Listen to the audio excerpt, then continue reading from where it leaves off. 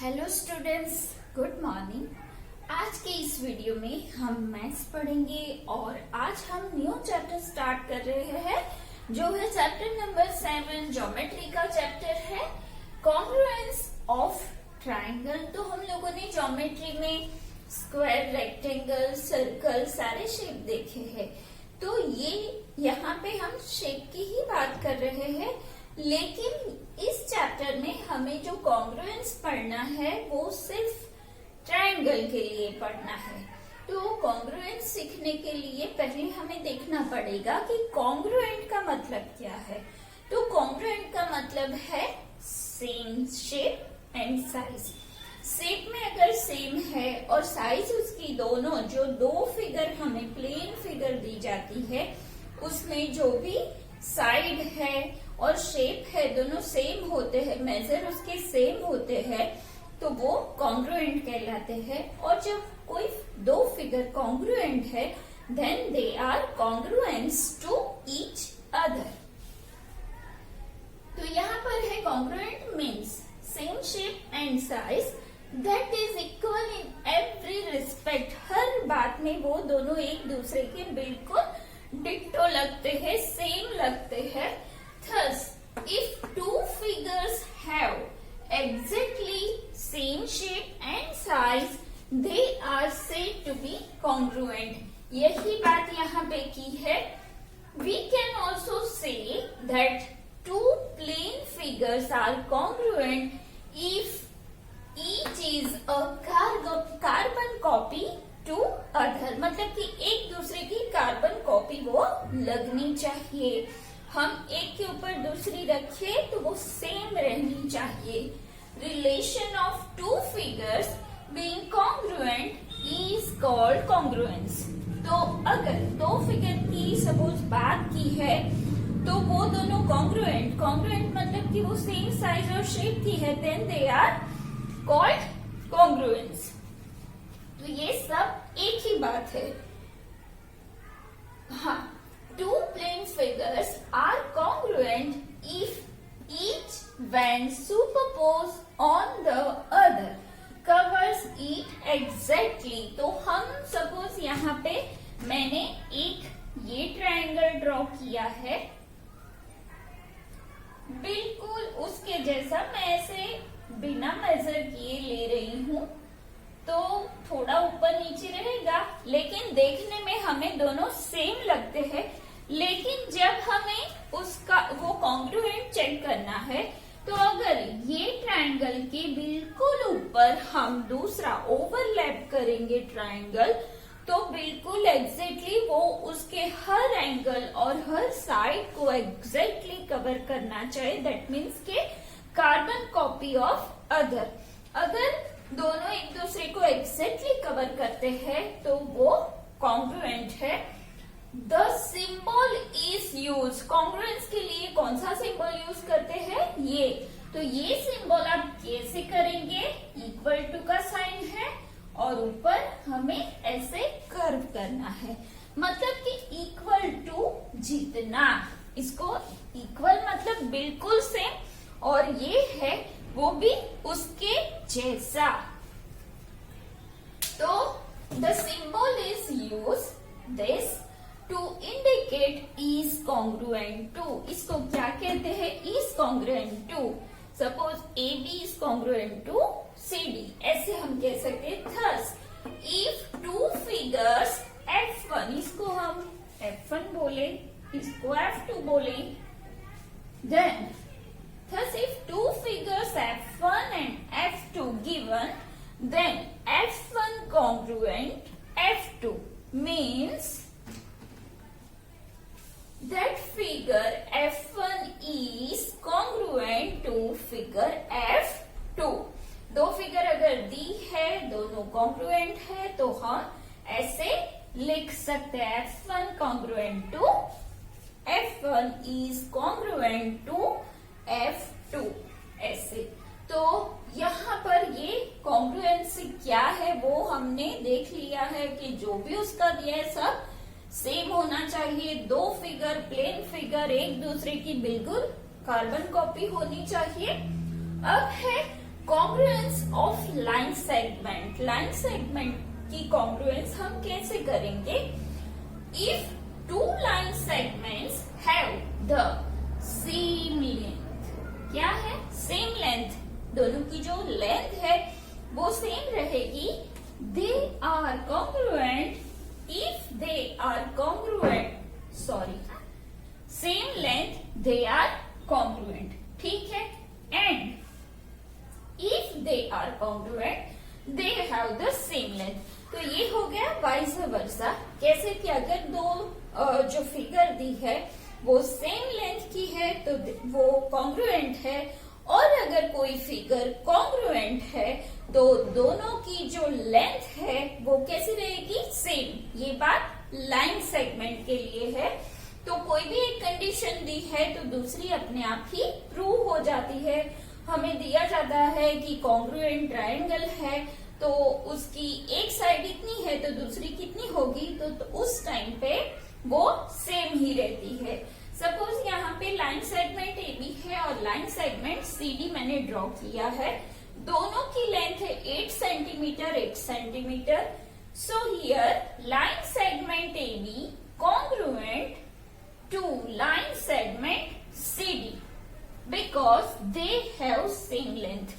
यहाँ दोनों की लेंथ कैसी है? सेम।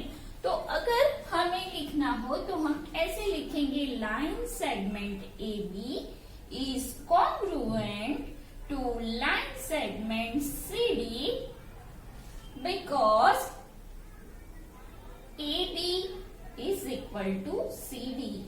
इसका मतलब क्या हुआ? Length AB is equal to length CD। दोनों की लेंथ सेम है, इसीलिए दोनों लाइन सेगमेंट कॉन्ग्रुएंट है। तो अब हम लोग क्या देखेंगे? Congruence of angle. यहाँ पे तो ये हमने देख लिया, लाइन सेगमेंट कब कॉन्ग्रुएंट रहते हैं? तो दोनों की लेंथ सेम रहती है। अब एंगल के लिए क्या है वो हम देखेंगे।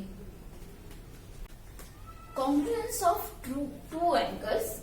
तो हमें टू एंगल्स कॉन्ग्रुएंट है या नहीं वो देखने के लिए क्या करना पड़ेगा? ये हमें प्रूव करने के लिए, उसके लिए two angles BAC and angle QPR is shown in the following figure। यहाँ पे मैंने एंगल की दो फिगर ड्रॉ की है। आप CA भी पढ़ सकते हो और BAC भी आप पढ़ सकते हो, क्योंकि बीच में जो है वो है एंगल, तो आप दोनों साइड से पढ़ सकते हो यहाँ पे। तो यहाँ पे मैंने दो एंगल की फिगर ड्रॉ की है। In order to see congruence of these two angles, we proceed that। तो यहाँ पे वो congruence है या नहीं वो देखने के लिए हमें क्या करना पड़ेगा? तो पहले हमें क्या है, एंगल RPQ की एक प्लेन कॉपी लेनी पड़ेगी। प्लेन जैसे यहाँ पे 2 डायमेंशन में हो ऐसी एक कॉपी लेनी है। फिर हमें क्या करना है, QPR and try to superpose it on BAC। उसे हमें किस पे रखने का प्रयत्न करना है? इस एंगल पर इसको हमें रखना है। तो हमें ऐसे रखना है कि P falls on point A। P बिल्कुल एग्जैक्टली A पर होना चाहिए और रे PQ जो है वो बिल्कुल रे AB के साथ लगना चाहिए। और ये दोनों को हम ऐसे मैच करेंगे, तब हमें देखना है कि जो थर्ड रे हमारा दूसरा रे है रे PQ, वो क्या रे AC के ऊपर बैठता है या नहीं। अगर वो बिल्कुल उसको मैच करता है then the both angle are congruent to each other। तो यहाँ पे देखो मैंने लिखा है take a trace copy of angle QPR and try to superpose it on angle BAC such that P falls on A and ray PQ falls along ray AB। If now ray PR along ray AC, then angle QPR covers angle BAC exactly. सब एक दूसरे को match करेंगे तो एक figure दूसरे पे हम अगर ओवरलैपिंग कराएंगे तो बिल्कुल एग्जैक्ट होगी, ना कम ना ज्यादा। तो दोनों एक दूसरे की बिल्कुल कार्बन कॉपी लगेगी। And we see that angle BAC and angle QPR are congruent. तो यहाँ ये पॉइंट इसके ऊपर, ये रे है बिल्कुल इसके साथ और ये रे बिल्कुल इसके साथ एग्जैक्टली मैच करते हैं, तो ये दोनों एक दूसरे के कॉन्ग्रुएंट है। तो यहाँ पे मैंने ये फिगर ड्रॉ की है। In adjacent figure we can clearly see that angle BAC and angle RPQ have same measure. ये दोनों का मेजर सेम है, thus we can say two angles are congruent if they have the same measure। उनका major same अगर होगा तो दोनों angle एक दूसरे के कॉन्ग्रुएंट है। So here angle BAC congruent to angle QPR। क्यों? Then measure angle BAC is equal to measure angle QPR. Measure angle BAC is equal to measure angle QPR। Congruent है तो ये कंडीशन, ये हमें साइन देना है। क्यों है ये दोनों एक दूसरे के कॉन्ग्रुएंट? क्योंकि जो मेजर है, इसीलिए हमें यहाँ M लिखना है। Measure angle BAC is equal to, यहाँ इक्वल टू साइन आएगी, मेजर एंगल QPR या तो मेजर एंगल RPQ, दोनों ही आप लिख सकते हो। लेकिन हाँ, कंडीशन वो है, अगर आप यहाँ पे BAC लिखते हो तो यहाँ QPR आना चाहिए। अगर आप यहाँ CAB लिखते हो तो यहाँ पे RPQ आना चाहिए, क्योंकि हम यहाँ पे पॉइंट टू पॉइंट ओवरलैपिंग करते हैं। इसीलिए जो पॉइंट जिसके साथ कॉन्ग्रुएंट है वो लिखना जरूरी होता है। यहाँ पे R कॉन्ग्रुएंट टू C है, P to A and Q to B। इसलिए लिखते समय भी हमें पूरा ध्यान देना है। देखो मैंने यहाँ BAC लिखा है, इसीलिए यहाँ मैंने स्टार्ट QPR किया है, क्योंकि B के कॉन्ग्रुएंट Q है, P के कॉन्ग्रुएंट A है and R is congruent to C। तो ये बात हमें भूलनी नहीं है। तो आज की वीडियो में बस इतना। नेक्स्ट वीडियो में हम रिमेनिंग एक्सरसाइज के साथ वापस मिलेंगे। Till then bye bye. इसकी नोट्स आपको बनानी है और जो वेडनेसडे को टेस्ट है उसकी प्रिपरेशन भी करनी है ग्रामर की। तो ज्यादा होमवर्क आपको नहीं मिलता है, सिर्फ ये जो लिखा है उसकी नोट्स बनानी है। सो बाय बाय।